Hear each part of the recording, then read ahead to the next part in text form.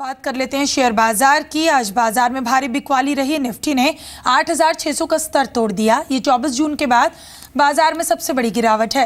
Nifty के 70,000 करोड़ की market cap साफ हो गई। निफ्टी 103 अंक, सेंसेक्स 310 अंक गिरकर बंद हुआ। बीएसई के सभी सेक्टोरल इंडेक्स लाल निशान में बंद हुए। सबसे ज्यादा बिकवाली सरकारी bank, cement, auto, energy, pharma shares में रही। चुनिंदा एग्री शेयर्स में खरीदारी रही। एम्बिट इन्वेस्टमेंट के एंड्रयू हॉलैंड का कहना है कि ग्लोबल मार्केट में बड़ी गिरावट आ सकती है। अगर ऐसा होता है तो भारतीय बाजार भी गिर सकते हैं। You have to wait to see what bursts the liquidity bubble and what impact that would have on global markets, and then obviously reflecting that through to India.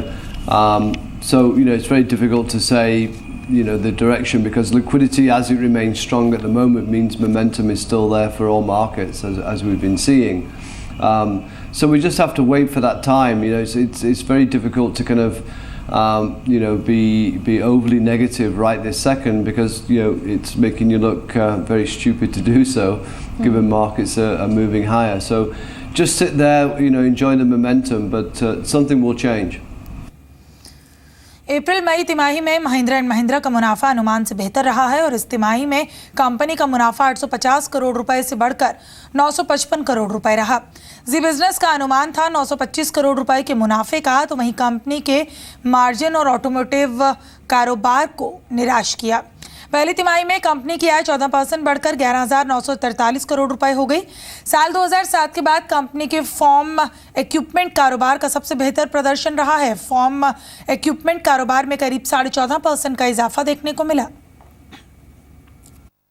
Automotive, as you know, has grown about 9% in the quarter overall, and Mahindra has also grown at about the same pace.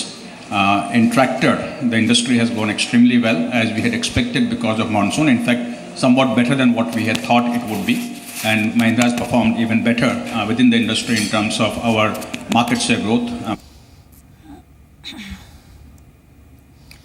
Driverless गाड़ियों की दौड़ में Mahindra and Mahindra भी शामिल होने वाली है। Mahindra and Mahindra के चेयरमैन आनंद महिंद्रा का कहना है कि महिंद्रा को driverless autonomous commercial vehicle develop करने की दिशा में काम करना चाहिए।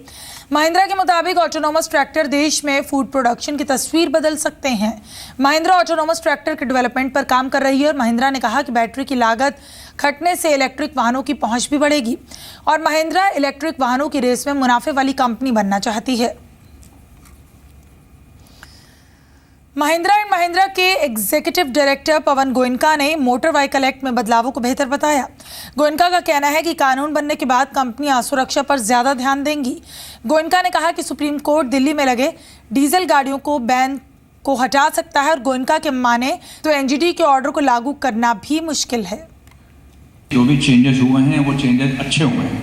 तो मोटर व्हीकल एक्ट का जो ऑब्जेक्टिव है वो ये है कि हम जो गाड़ियाँ बनाते हैं और जो हम गाड़ियाँ बेचते हैं वो कंज्यूमर के लिए सेफ रहे और उसमें जितने भी रिक्वायरमेंट्स हैं वो मीट करें।